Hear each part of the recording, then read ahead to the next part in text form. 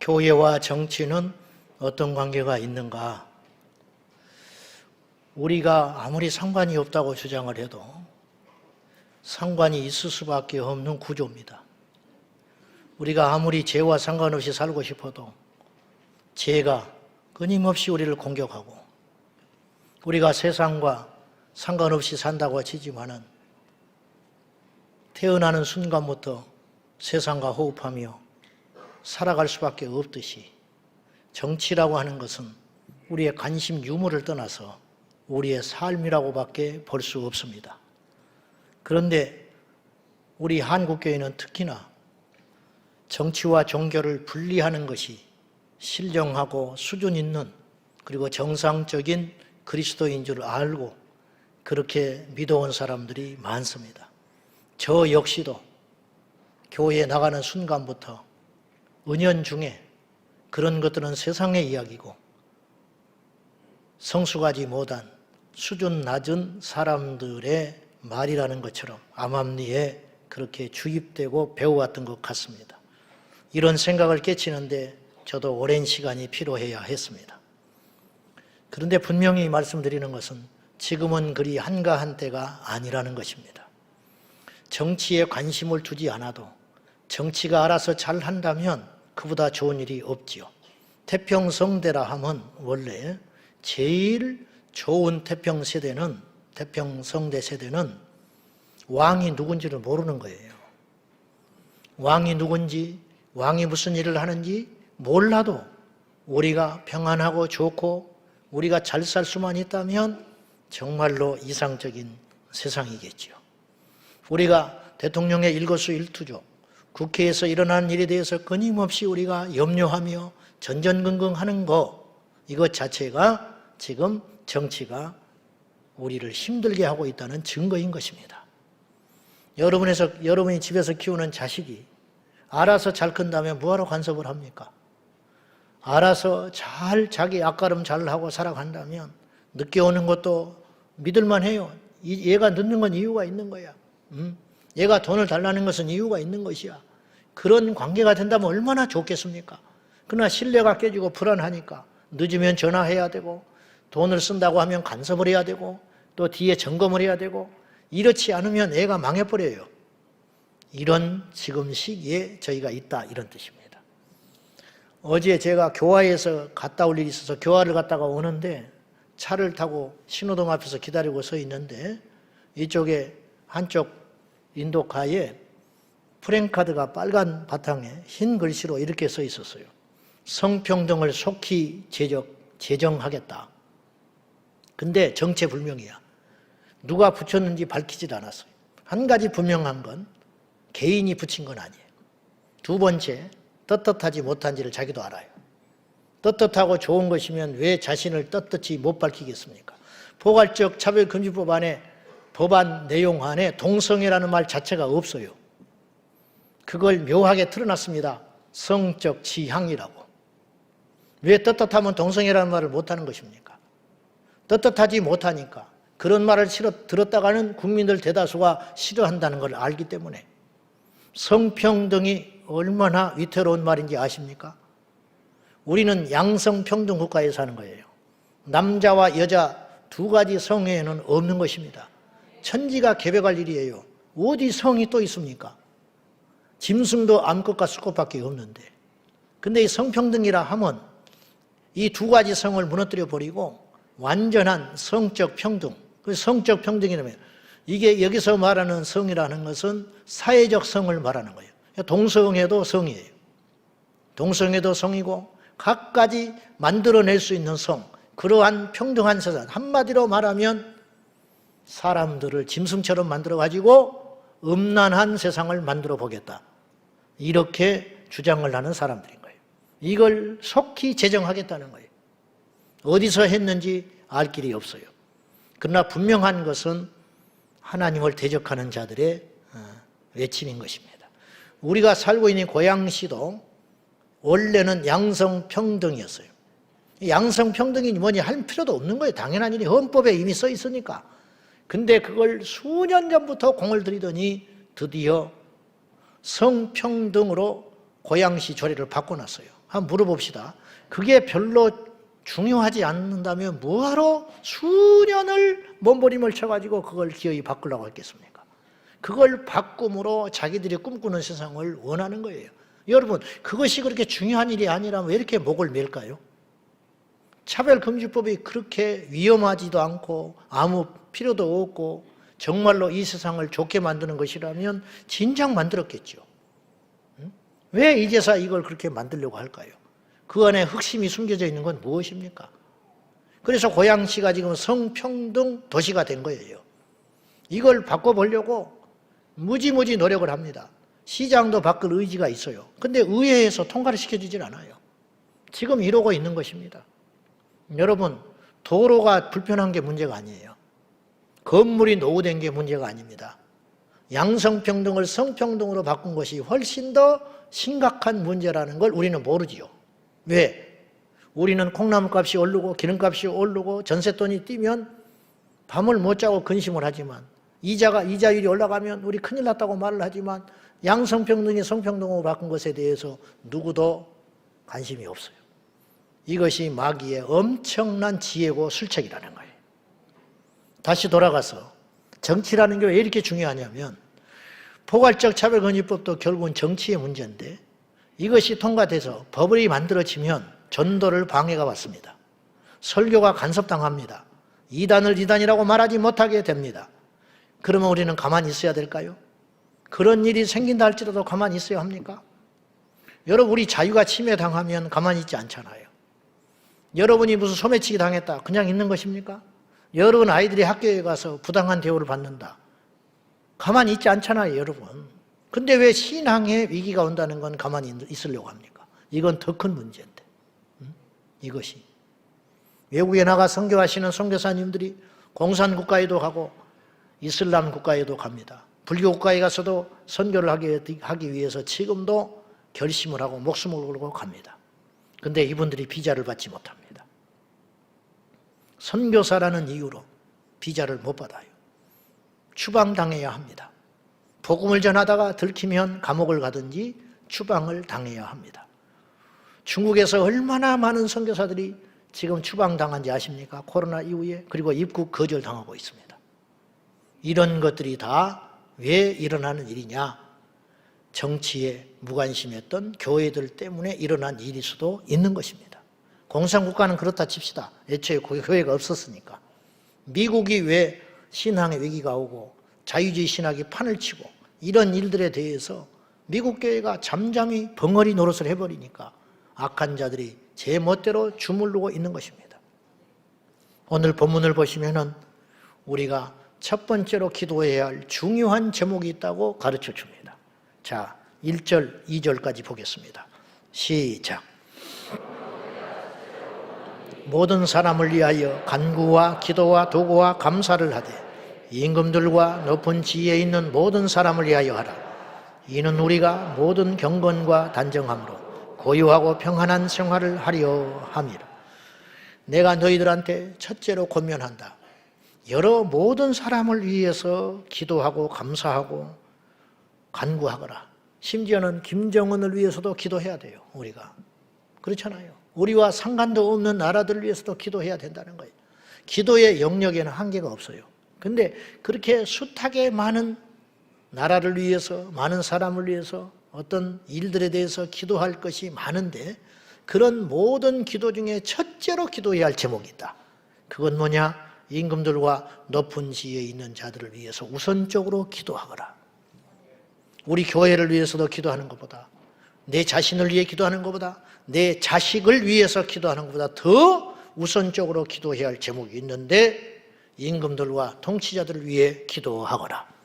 이유가 있으니 이는 우리가 모든 경건과 단정함으로 고요하고 평안한 생활을 하려 함이라. 내 가정을 지키려면 내 가정을 지켜달라고만 기도하지 말고 내 가정을 지킬 수 있는 자를 위해 기도하라는 거예요. 내 자식이 잘 되기를 원하면 내 자식이 정신 차리고 똑바로 살아라고 기도할 것도 있지만 내 자식의 미래를 결정짓는 위정자들을 위해서도 기도할 수 있어야 한다. 우리 교회가 부흥하고 앞으로도 주님 오신 날까지 건강하고 살아있는 교회가 되기 위해서 우리가 기도해야 하지만 우리 교회에 간섭할 수 있는 힘을 가진 자들을 위하여 우리가 먼저 기도해야 한다. 이게 지혜로운 거 아니냐 이 말이에요. 결국 우리가 그들을 위해 기도하지 않으면 우리의 평안함을 뺏겨버리고 우리는 불안한 세상을 살게 되고, 우리가 그들을 위해 기도하지 않으면 우리가 단정하고 거룩한 세상을 살지 못한 채 밤이 되면 불안에 떨어야 하고, 아이가 좀이라도 늦게 오면 어디서 무슨 일을 당했는지 걱정을 해야 하고, 예배를 드리다가도 주변의 눈치를 살펴야 하며, 전도를 하다가도 우리가 신고를 받을까 봐 전전긍긍하는 차별금지법 반대를, 이 피켓팀이 전국에 200개 정도가 있는데 지금이니까 이걸 들고 있지, 앞으로 이렇게 하는 것 자체가 위법이고 차별주의자로 벌금을 문다든지 옥살이를 해야 하는, 그렇게 몇 번만 해버리면 누가 나서서 그걸 하겠습니까? 이런 세상이 되지 않기를 위해서 위정자들과 임금들과 통치자들을 위해서 기도해야 한다. 그렇게. 그래서 궁극적으로 그런 기도를 통하여 4절에 하나님이 이루시고 난 일이 있는데, 모든 사람이 구원을 받으며 진리를 알기 위해서는 우리가 이런 악한 세상이 일어나지 아니하도록 첫째로 기도해라, 이렇게 말하는 거예요. 그러니까 전도하기 위해서 그 기도해야 돼요. 복음이 증거되기 위해서 그 기도를 하라는 거예요. 선교사님들이 복음의 선교를 열심히 하기 위해서, 기도하기 위해서, 그 나라의 정치를 위해서 우리는 기도하는 길밖에 없다라는 거예요. 이것이 결코 다른 이야기들이 아니라는 거예요. 저는 여기서 기도하라는 말을 확대시켜서, 기도라는 것은 세 가지 방면이 있지 않습니까? 구하는 것, 그리고 찾는 것, 그리고 두드리는 것. 그러니까 이게 다 포함되고 있는 거예요. 위정자들을 위해서 기도해라, 위정자들에게 전화해라, 임금들을 위해 기도해라, 임금들에게 바른 정치를 할 수 있도록 서명운동을 하거라, 온라인에 참여시켜라, 국회 앞에 가서도 이야기를 해라. 저는 이렇게 해석을 하고 싶어요. 우리가 그들을 위해 기도하지 않으면 이 세상은 점점 나쁜 자들이 득세하는 세상이 되고, 그들이 권력을 잡게 되면 법들을 만들게 되고, 그들이 정해놓은 룰에 따라서 선량하고 평안한 삶을 살고 싶어하는 사람들이, 평범한 국민들이 엄청난 고난을 당하게 된다는 것이에요. 세상은 더 이상 거룩해지지 않으며 궁극적으로 하나님을 모르게 되고 구원을 받지 못하며 진리를 들을 수 없는 세상이 된다는 것이죠. 지금은 찾아서 들을 수 있는 세상이에요. 내가 원하면. 그래서 우리 교회 새신자들이 오는데 우리 교회를 미리 알아보고 왔다. 근데 이것 자체가 원천으로 봉쇄되면 어떻게 할 것입니까? 애초에 한국교회 부흥의 시작은 북한에서 시작되었습니다. 1938년을 기준으로 그 당시 한국 조선 땅에 기독교인들이 60만 명이 있었어요. 그 60만 명 중에 75%가 북녘 땅에 살고 있었습니다. 그러나 현재 지금 북한은 어떻습니까? 단 한 명의 정상적인 그리스도인이 없을 정도입니다. 지금 그 대신 북한에는 약 7만 명의 기독교인들이 정치범 수용소에서 수감되어 모진 시간을 지내고 있는 것으로 파악되고 있습니다. 선교사님 4분이 지금도 북녘 땅에 10년 전부터 억류돼 가지고 생사를 모르는 상태에 있습니다. 그러는 사이에 남한은 70여 년 사이에 기독교인이 100배 늘었습니다. 인구 대비 선교사 파송 1위 국가가 우리 자랑스러운 대한민국이 되었습니다. 북한은 21년째 최악의 기독교 박해 국가로 등재되어 있습니다. 어느 불교 국가, 어느 힌두교 국가, 어느 회교 국가보다 회교 국가도 성경책이 집에 있을 수 있어요. 외국인들은 회교 국가도 보이지 않게 예배드릴 수 있어요. 회교 국가도 선교사가 있습니다. 북녘 땅에는 선교사가 있을 수 없는 나라가 됐습니다. 무엇 때문에 그랬습니까? 백두산이 폭발해가지고 북한이 하루아침에 아수라장이 됐습니까? 아니면 북녘 땅에만 대기근과 지진이 일어나가지고 갑자기 경제가 폭락돼가지고 저 북녘 땅에 교회가 사라지게 되었습니까? 이유는 단 하나예요. 저 북녘 땅에는 공산주의 정부가 들어섰고 남한에는 자유민주주의 정부가 들어섰다는 거, 그 하나 차이 때문에 지금 70년이 흐른 후에 남과 북은 이런 길을 걷고 있는 것입니다. 이래도 정치에 대해서 간섭하지 않겠습니까? 이래도 정치가 중요하지 않다고 한가로운 소리 할 때인 것입니까? 이래도 내가 살기 힘든데 왜 이런 소리를 교회에서 하느냐고 말을 해야 되겠습니까? 살기 힘드니까 들으라 이 말이에요. 우리 아이들을 지키기 위해서 들으라 이 말이에요.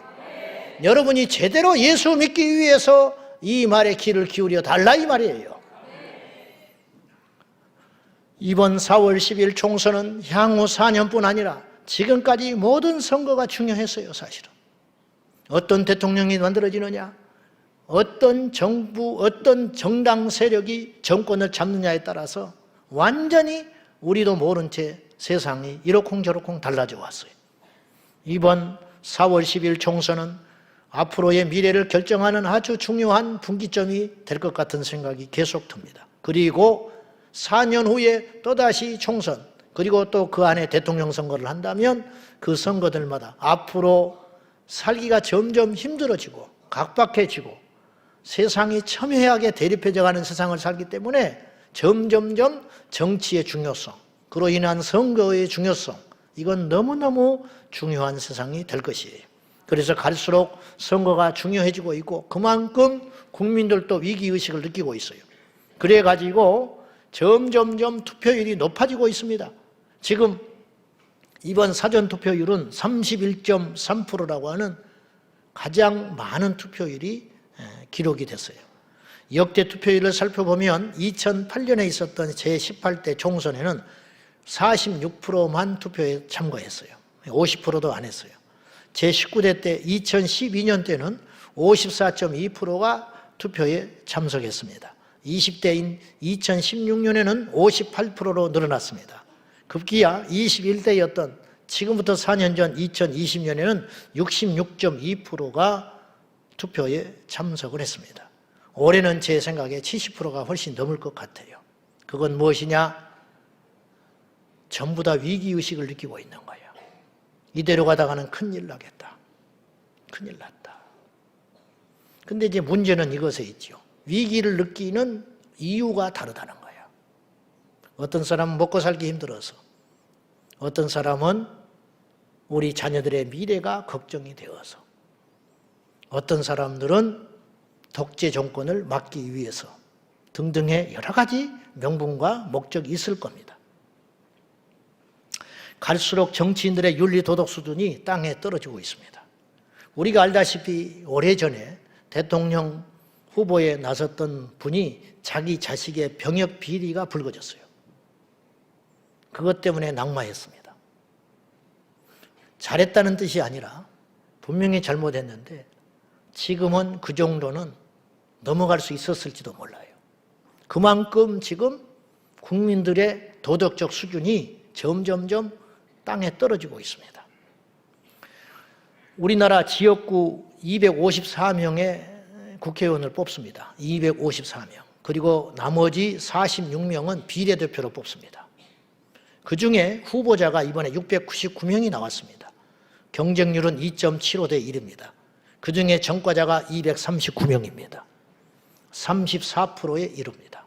우리 지금 여기 모여 예배하는 여러분 중에 34%가 전과자라면 그 교회가 제대로 된 교회입니까? 미친 교회지요? 리더나 정치 지도자는 일반 국민들보다는 나아야 할 거 아니에요. 근데 34%가 전과자예요. 물론 그 전과에는 억울한 점도 있을지 모르고 기타 작은 잡범도 있을지 모르나 한 가지 분명한 것은 34%가 범죄자다. 전과자였다는 거예요.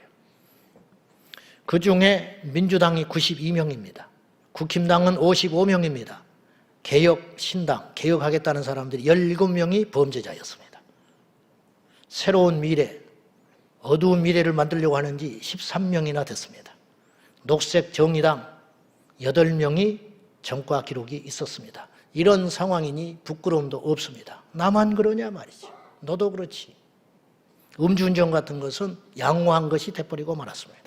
이 중에 전과 11범도 있습니다. 세금 체납자는 82명에 달했습니다. 이제서 세금 내느라고 난리예요. 부랴부랴. 이쯤 되니 누구를 뽑아도 마찬가지다. 선거를 투표하는 것을 포기하는 사람이 있을까 두렵습니다. 기권하는 사람은 정당하게 주어진 정치 참여의 권리를 스스로 포기하는 바보와 같습니다. 여러분 한 표가 세상을 바꿀 수 있습니다. 제가 선거 캠페인하는 게 아니고 작년에 우리 노예에서요 임원 선거를 하거든요. 근데 장로님 한 분이 2명이 나왔는데 1명을 뽑아야 되는 거 우리가 투표했어요. 노예 역사상 최초로 노예 회원들이 한 5, 600명 넘는다니까 한 표로 달라졌어요. 한 표 차로 이겼어요. 그러니까 재검표했어요. 근데 역시 한 표였어요. 그러니까 이쪽에 찍었던 한 분이 이쪽으로만 왔으면 달라져 버리는 거야. 우리가 지난 선거들을 보면 뭐 300표 때문에 떨어졌니 이렇잖아요. 여러분이 제대로 된 사람을 뽑으면 국회의원 몇 명을 바꿀 수 있다는 거예요. 무섭지 않습니까? 소름이 끼치지 않습니까? 그런데 투표를 안 한다고요? 이번에 지방에 갔더니 어떤 성도님이 저한테 한숨을 지면서 탄식을 했어요. 자기 교회 목사님과 부목사님들이 이번 주간에 전부 외국에 선교 여행 간답니다. 그래서 투표 안 하시고 가냐고 그랬더니 아무 소리 안 하더랍니다. 그러니까 기독교를 우습게 아는 것입니다. 정치인들은 교회의 소리를 귀담아 듣지 않습니다. 왜냐? 하나님 편에서 지금까지 우리가 투표를 한 게 아니고 교인이라 할지라도 여당과 야당, 진보와 보수, 지역에 따라서 다 투표를 해버리기 때문에 기독교인들을 더 이상 무서워하지 않는 이런 취급을 받고 있는 것이에요. 자존심 안 상하세요? 우리가 이런 취급을 받아야 되겠습니까? 한국교회가 500만 명이 넘는다는데 우리가 이 정책을 이야기할 때 한 사람도 귀담아 듣냐 이 말이에요. 차별금지법 안 된다고 아무리 떠들어도 저들이 무엇을 믿고 저렇게 밀어붙이는 것이 있겠어요. 정치인들처럼 시세에 빠르고 여론에 빠르고 눈치 빠른 사람들이 없어요. 근데 왜 이걸 밀어붙일까요? 밀어붙여도 자기들한테 손해가 안 될 걸 알기 때문에 밀어붙이고 있는 거예요. 밀어붙이는 사람들이 우리의 힘으로 반드시 결과에 나쁜 결과가 맺어지게 된다면 그들이 함부로 떠들 수 있겠습니까? 이 법을 만들 수가 있겠어요? 못 만들죠. 불교를 예를 들어볼까요? 문화재법 못 바꿉니다. 입장료 얼마나 많은 수입이 들어가는지 아십니까? 못 바꿔요. 중들이 목닥치고 나타나 버리니까. 똘똘 뭉쳐버리거든. 카톨릭 건드릴 수 있는지 아세요? 신부들은 비리 없을 것 같아요? 신부들은 성추문 없을 것 같습니까? 개신교는 동네 북이 됐습니다. 숫자가 제일 많이 모인 뭐예요? 이제 추락해요. 이런 세상을 우리가 막아야 한다는 거예요. 우리 자녀들은 어디서 예배 드립니까? 우리 자녀들은 어디 가서 성경 공부합니까? 어디서 진리를 듣냐 이 말이에요. 하나님의 뜻은 모든 사람이 구원을 받으며 진리를 아는 것이 당신의 소원인데 이걸 못하게 만드는 세상이 되면 어떻게 하겠냐는 거죠. 우리가 그래놓고도 하나님 앞에 가서 무슨 말을 하려고 합니까? 무슨 말을? 문제는 바른 선거, 제대로 된 사람에게 투표해야 한다는 숙제가 남아있는 것이에요. 목사님, 투표가 중요한 것도 알지만 주일날 강단에서 영적인 이야기, 신령한 이야기를 해야지 투표 이야기를 왜 하십니까? 여러분, 우리나라 6만 개 교회입니다. 오늘 그럼 무슨 선교를 할까요? 무슨 설교를 제가 해야 됩니까? 서로 사랑하라고? 백날 그래봤자 사랑하지도 않아. 이 시점에 교회가 무엇을 설교하냐고요, 그러면. 안 하는 것도 이상한 거 아니요? 응? 선거를 앞두고 우리 기독교인이 어떤 안목을 가지고 어떤 사람에게 투표해야 된다고 말을 해줘야 되는 거 아니에요? 안 하는 게 이상하지요.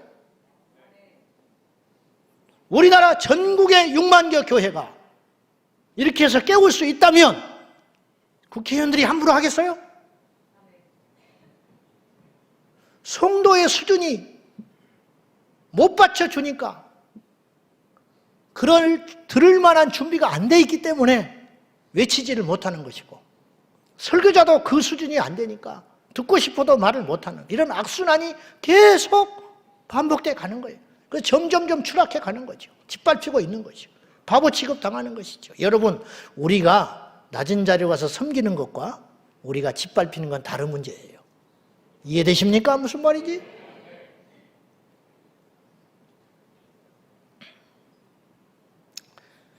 과거에 우리 어른 세대는 저 어릴 때 그런 거 많이 봤어요. 막걸리 대접받고 표를 바꿔버리는 사람 봤습니다. 고무신 한 컬레 받고 나 하나쯤 저 사람 찍어도 괜찮다고 돈 봉투 받고 바꿔주는 사람도 숱하게 봤습니다. 지역에 도로 닦아준다고 표를 주는 사례가 숱하게 있었습니다. 지금은 그런 종류는 아니지만 비슷한 양상이 일어나고 있어요. 여전히 일어나고 있어요. 같은 고향이라고 찍어줍니다. 아는 사람이라고 찍어줍니다. 우리 동네에 길 닦아준다고 찍어줍니다. 우리 지역 노후된 아파트 재건축해 준다고 찍어줍니다. 다 속고 있는 것입니다. 사람을 잘 분별해 봅시다. 제가 숙제 내줬죠. 여러분 지역구 어디죠? 아세요?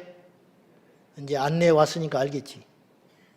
학교 다닐 때도 숙제를 안 하더니만 지금까지 안 하는구만. 후보들이 누군지는 아십니까? 자, 지역구 알고 후보를 알아야 된다. 누가 나왔더라. 이제 그 정도만 알아서는 안 돼요. 더 깊이 알아야 돼요.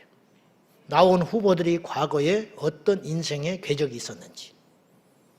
처음 나온 사람들은 과연 이 사람이 어떤 칼날을 가지고 누구 밑에서 정치를 배웠고 어떤 정치 노선에 따라서 이번에 누구의 추천을 받아가지고 이렇게 공천을 받게 됐는가, 그걸 봐야 할 것이고, 재선, 3선, 5선 한 사람들은 과거에 이토록 오랫동안 국회의원을 했다는데 그동안 해놓은 일이 뭔지, 그동안 지난 국회 21대에서 어떤 법들을 발의했으며 과연 얼마나 성실하게 의정활동을 했는지 그걸 살펴볼 책임이 우리한테 있다 이 말이에요. 무턱대고 빨간색이니까 파란색이니까 그렇게 찍어주는 것은 바보 천치나 하는 짓이다, 이런 뜻이에요. 사람을 잘 분별해 보자고 했습니다. 당을 보기 전에 그 인물을 봐라. 예전에 우리 영화, 이런 영화가 있었어요. 나쁜 놈, 좋은 놈, 이상한 놈. 놈. 송강호, 이병헌 이런 사람이 나왔어요. 그 이제 옛날에 있었던 오래된 서부 영화를 리메이크한 영화도만요. 저는 이걸 빗대어 이렇게 말하고 싶어요. 지금 국회의원 하겠다고 나온 사람들 중에 나쁜 후보가 있어요. 이상한 후보도 있어요. 무능한 후보도 있어요. 좋은 후보도 있죠. 깨끗하고 좋은 후보도 있겠지. 위험한 후보도 있죠. 깨어있는 후보도 있어요. 그러면 이것이 우리의 기준이 될 때, 우리가 어떤 사람을 뽑을 때 우리가 누군가는 반드시 찍어야 되는데 선거를 할 적에 어떤 기준으로 우리가 이 사람들을 잘 분별할 것이냐. 자, 알기 쉽게 제가 이야기해 보려고 하는 거예요. 최악의 후보는 위험한 후보입니다. 위험한 후보. 예를 들면 내 집이 있는데 이 위험한 후보라는 사람은 이런 사람들이에요. 내 집을 홀라당 불태워서 죄로 만들어버린 사람이에요. 이 나라를 홀랑 불태워버린 사람. 이 사람은 절대 찍어주면 안 된다는 거예요. 나라를 팔아먹어버린 사람. 나라를 망하게 해버린 사람. 그 다음 두 번째로 어떤 후보냐? 나쁜 후보. 위험한 후보가 나쁜 후보보다 더 질이 나쁜 거예요. 우리 집을 맡겨놨더니 불은 안 태웠어. 근데 돈 받고 다른 사람한테 팔아 넘겨버린 나쁜 놈 사기꾼이지. 그러면 힘들지만 다시 돈 벌어서 그 집을 사면 다시 찾을 수는 있어요. 불태워버린 것보다는 낫지만 이것도 나쁜 놈이죠. 그 다음에 어떤 후보냐? 무능한 후보. 내 집을 맡겨놨더니 지키지를 못해 제대로. 그래가지고 와서 보니까 엉망진창이 됐어. 막 안방에 와서 어떤 놈들이 삼겹살을 꼬먹고 가버리고 마당에다가 남의 집 갠데 왔다가 우리 집 사료를 다 퍼다가 먹여버리고, 그리고 안 되겠다. 그리고 쫓아냈어. 근데 그래도 명의는 내 거야 아직. 4년 동안 아무것도 한 일이 없어요. 그냥 외국이나 돌아다니고 세비나 갖다 쓰고 무책임하게 회의할 때 나타나지도 않고, 그것도 안 되지만 그래도 나쁜 후보보다는 나아. 무능한 놈이. 슬픈 이야기지요. 그 다음에 깨끗한 후보. 청렴결백하고 양심 있는 후보. 어떤 후보냐? 우리 집을 맡겨놨더니 자기처럼 잘 관리를 했어. 좋지요. 근데 우리가 조금 더 욕심을 내보자는 거예요. 우리가 주목해야 할 후보는 어떤 후보냐? 깨어있는 후보. 무슨 말입니까? 집을 맡겨놨더니 성실하게 지킬 뿐만 아니라 연구를 계속 거듭거듭 해보니 지금은 이 집이 괜찮지만 앞으로 10년 후에는 이 집이 노후된다. 지금은 이 집이 안전하지만 다른 동네, 이 동네 저 집, 이 사람도 도둑 들었다고 하니 우리 집도 그런 날이 올 수 있다. 그러니까 울타리를 쳐야겠다. 창조적으로 자기 집도 아니지만 나는 4년 국회의원하고 말겠지만 앞으로 우리 자식들을 지켜야겠다. 10년, 20년, 30년 후에 이 나라의 장래를 생각하며 내가 어떤 법을 막든지 내가 만들든지 해야겠다. 그런 깨어있는 후보 있을지는 모르겠어. 이상적으로 그런 사람만 있을 수 있다면, 이 나라가 그런 사람을 한 사람만 국회에 보낼 수 있다면. 그래서 제가 교회 밴드에 글을 올려놨습니다. 각 지역에 클릭해서 들어가 보면 여러분 지역구가 뜨고 지역구에 어떤 후보가 나왔는 이 정도만 아는 것이 아니고 이 후보들이 과거에 국회의원을 할 때 어떤 법들을 만들었는지 그 이력이, 그거는 뭐 명예훼손도 아니고 다 알 수 있는 내용이니까 그걸 철저히 검색해서 차별금지법을 발의한 의원이 있다면 우리 동네, 우리 옆집에 살아도 나와 같이 살아도 찍어줘서는 안 된다. 그런 사람이 없으니까 지금 아멘 아멘 하는 거야. 이게 중요한 이야기입니다, 여러분. 그래서 분별을 잘 해라, 이런 뜻이에요. 반기독교적, 반성경적 후보는 우리 집에 같이 살아도 찍어주지 말라는 거예요. 우리는 우리를 위해 투표하지 말고 우리 지역을 위해만 투표하지 말고 우리 지역 상권을 위해서, 우리 자식 학권을 위해서 투표하지 말고 그리스도를 위해 투표하라. 그리스도의 복음을 위해 투표하고 이 나라의 장래를 위해서 투표하라는 거죠. 그리스도를 위해 투표하라는 말은 곧 어떤 말이냐? 주보 안쪽에 보시면은 셀리더 모임에 이번 주에 나누게 될 때인데 이런 기준으로 좀 해보라 이 말이죠. 우리는 여야, 진보, 보수가 아닌 그리스도를 위해서 투표해야 합니다. 다음의 기준으로 그 후보자들을 분별해 봅시다. 첫째, 예배의 자유와 종교에 대한 국가 공권력의 부당한 간섭에서 교회와 신앙을 지킬 수 있는 진짜 그리스도인을 뽑아달라. 두 번째, 양심의 자유와 집회의 자유와 표현의 자유, 신앙과 설교의 자유를 억압하는 사람들과 싸울 수 있는 사람을 뽑으라. 낙태를 장려하거나 낙태 시술 비용을 지원하는 위험한 사람은 절대로 뽑아줘서는 안 된다. 목사님, 그런 사람이 있을까요? 있습니다.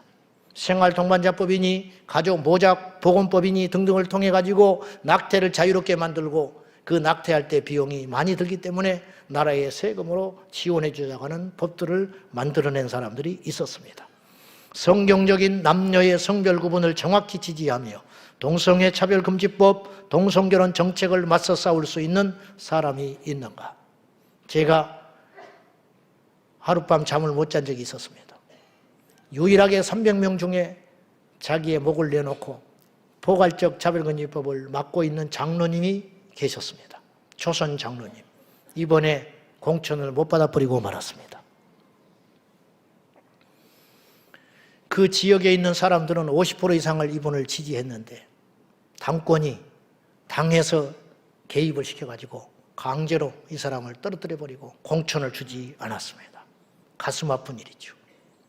여러분, 공천권을 당에서 쥐고 있으니까 거기에 줄대기를 하고 애초에부터 말 듣지 아니하면 국민들의 눈치를 살피는 것이 아니라 유권자의 눈치를 살피는 것이 아니라 당의 눈치를 보고 있다가 공천만 받으려고 혈안이 되어 있는 이 정치 구조가 너무도 개탄스럽고 문제가 있는 것 아닙니까? 우리가 주인인데 우리 손으로 뽑아야 할 사람을 우리가 애초에부터 후보를 못 정한다는 것이 얼마나 모순된 일입니까? 다섯 번째, 이혼, 불륜, 간음을 은근히 장려하는 사람인가? 아니면 결혼의 신성함을 보호할 수 있는 사람인가? 결국은 간통죄가 폐지되지 않았습니까? 부부의 자녀, 출산과 양육을 장려하는가? 자녀 교육에 대한 부모 역할을 확대할 수 있는 아비의 마음을 가졌는지? 일곱 번째, 경제적으로 개인과 기업의 사회재산을 보장하는가? 아니면 과도한 복지와 지원정책 포퓰리즘으로 개인의 근로의욕을 떨어뜨리는 공산주의 경제 신봉자는 아닌가? 자기들이 그렇다고는 말 안 하지요. 내가 공산주의 경제 신봉자입니다. 그렇게 말하지 않지. 그러나 속에는 있는 사람들이 있어요. 그래서 막 퍼주는 거예요. 전 국민들한테 돈을 주겠다. 나는 묻고 싶어요. 그 돈이 어디서 나왔냐? 당신 주머니에서 나왔으면 나부터 받는다. 응? 한국은행에서 돈 찍어내가지고 준다는 거 아니에요. 그럼 물가 올라가면 누가 책임질 건데. 지금 코로나를 겪으면서 물가가 올라가 버린 거 아니에요. 돈을 막 퍼줬으니까. 그놈의 길은 왜 이렇게 닦아대는지 모르겠어. 인구도 줄어든다는데 그놈의 지하철은 왜 그렇게 뚫지를 못해서 안 다는지 나는 이해가 안 가. 전부 두더지만 만들려고 하는 것인지. 응? 이제 그쯤이면 그만해도 돼요. 응? 10분 더 가면 되잖아. 좀 돌아가면 되잖아. 응? 그것이 중요한 게 아니잖아. 뭐가 그렇게 중요하다고. 그냥 눈에 보이는 거. 응? 관청은 수백억짜리씩 지어가지고 냉난방은 팡팡 떼대고 나라 세금 다 축대버리고 그래놓고 물러나면 끝이에요. 지방자치단체 장 끝나면 몰라. 자기가 일 저질러 놓고 그나가 안 되면 그만이야. 책임을 묻지를 못해. 돈이 곳곳에서 새고 있습니다. 응? 돈이 곳곳에서. 저는 경제는 잘 모르지만 살림은 똑같다고 봐요. 내가 교회를 살림살이 하는 거나 우리 집을 살림살이 하는 거나 국가를 살림살이 하는 거나 똑같은 거예요. 뭐냐? 돈 벌지 않으면 거지 되는 거야. 그건 두말할 필요도 없는 것이에요. 여러분 자녀들한테 매일 용돈 하루에 돈 100만 원씩 줘봐. 좋지. 막 넘버원 우리 아빠 최고. 대학 들어갔다고 한 5천만 원씩짜리 차 뽑아 줘봐요. 좋다고 그러지. 막 신났지. 막. 응? 최고라고. 그 집은 어떻게 되겠어? 응? 그 집 망하는 거야. 부도 나는 거야. 그 돈이 어디서 나는 것인데. 가끔 저희 시골에 살 때 규모 없이 살림살이 하다가 뻥 터져버린 집들이 종종 있었어요. 그러니까 남의 갯돈 챙겨서 도망가 버리고 펑펑 쓰고 돌아다녀요. 막. 응? 그러다가 어느 날 보면 야반도주 해버렸어. 겉은 멀쩡했어. 맨날 차 바꾸고 맨날 가족끼리 여행 다니고 알고 봤더니 남의 돈 가지고 실컷 그 짓거리 하고 돌아다닌 거야. 그러다가 어느 날 뻥 터져가지고 하룻밤에 사라져버리고 없어. 그 다음 날부터 수십 명이 쫓아와가지고 그 집 웅성웅성거리면서 내 돈 내놓으라고 땅치고 난리지. 국가도 마찬가지라는 거예요. 수출해가지고 에어벌이 해가지고 국민들 나눠준다면 오케이. 좋다 이거야. 근데 한국은행에서 돈 찍어서 나눠주면 우리 자녀들은 그 빚더미에 앉아서 뭘 하겠냐는 거예요. 지금 좀 덜 먹는 게 낫지. 지금 먹어버리고 우리 자녀들 빚더미에 앉아가지고 1100조 빚이. 그런 세상을 만든다는 것은 아니라는 것이죠. 근데 그런 정책을 계속 쏟아내는 무리들이 있다 이 말이에요. 근데 당장 나한테 돈 준다고. 응? 나한테 100만 원 주고 내 뒤로 1000만 원 빼가는 걸 모르십니까? 물가는 올라가고 월급은 쪼들어들고 이자가 올라가는 걸 모르고 응? 당장 100만 원 받으니까 좋다고. 나중에 1000만 원으로 뽑아간다니까 10년에 걸쳐서. 그러니까 우리가 눈치를 못 채는 거죠. 이게 상식적인 이야기 아닙니까?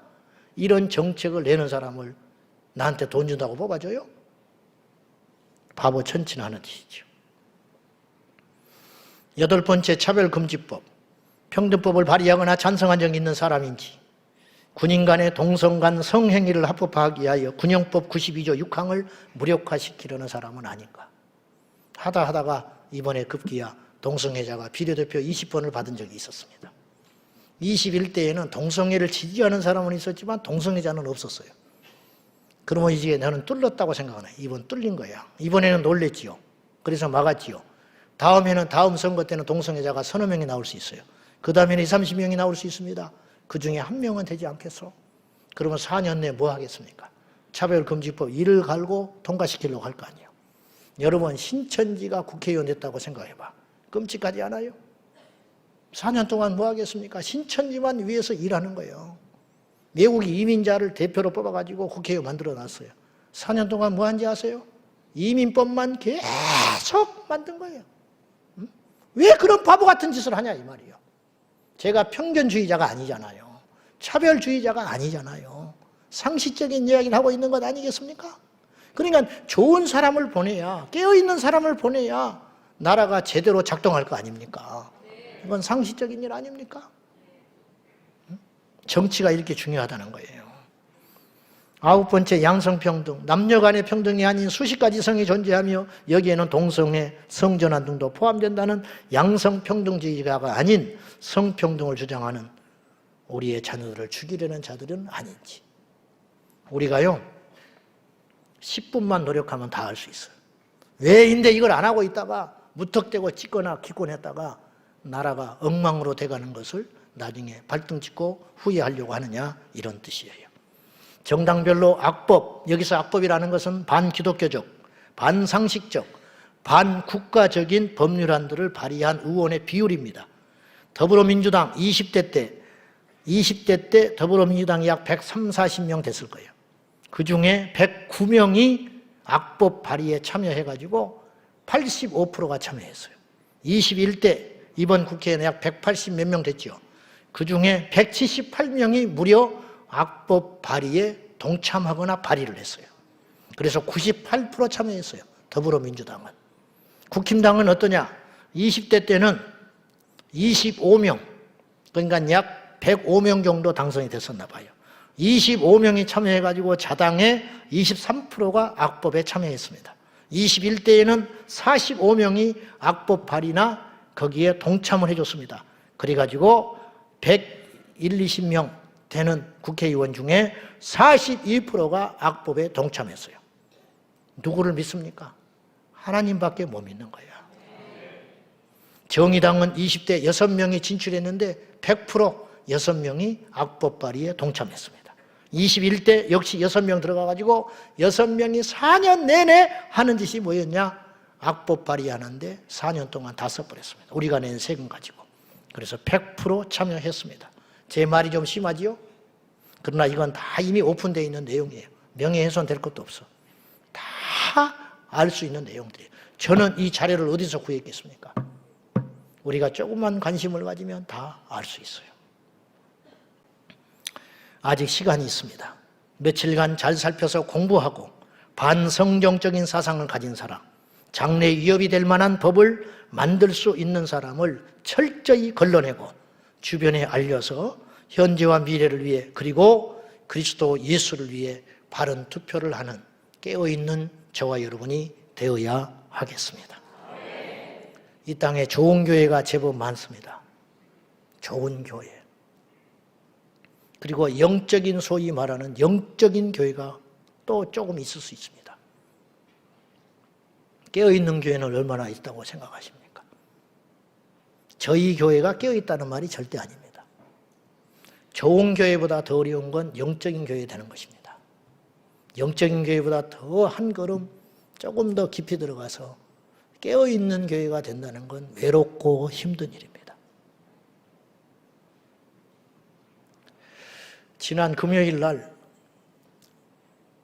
우리 성도들이 모여서 연합 철야기도회를 하자고 그러는데 저희 보고 2,000명을 데리고 나오라는 거예요.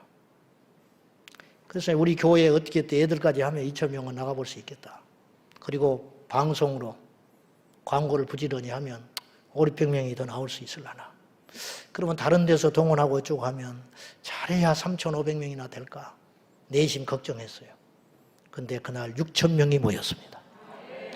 6,000명이. 그만큼 겁을 내는 거예요. 그만큼 지금 위기의식을 느끼고 있는 거예요.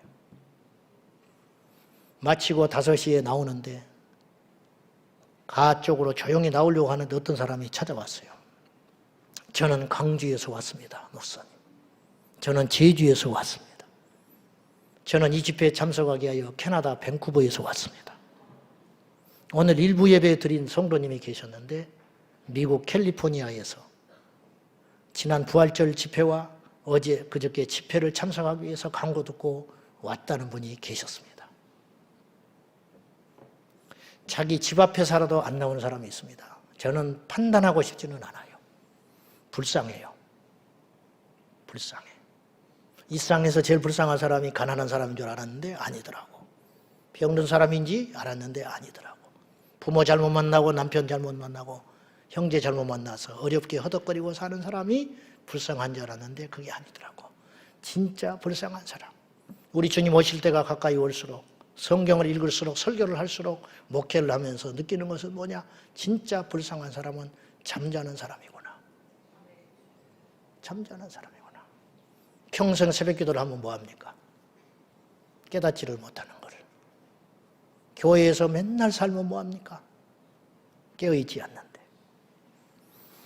누에도 물을 먹고 이슬을 먹고 뱀도 이슬을 먹습니다. 그런데 누에는 실이 나오고 뱀은 독이 나옵니다. 똑같이 설교를 듣는데 어떤 사람은 큰일 났다 여기고 삶을 바꾸는 사람이 있고 어떤 사람은 깊은 잠에 빠져 있습니다. 억지로 안 됩니다. 억지로 안 돼. 억지로 안 돼. 우리 주님은 좋은 분이 아니었습니다. 나이스한 분이 아니라고. 여러분, 제가 보니까요, 속에 위험한 사상과 흉계를 품은 사람일수록 나이스해요. 친절합니다. 젠틀합니다. 그래서 사람들이 끌어요. 그러나 그 속에는 무서운 것이 있어요. 뱀이 얼마나 친절했습니까? 뱀이 얼마나 그럴듯했습니까? 속으면 안 돼요. 우리는 좋은 소리 들으러 온 사람이 아니에요.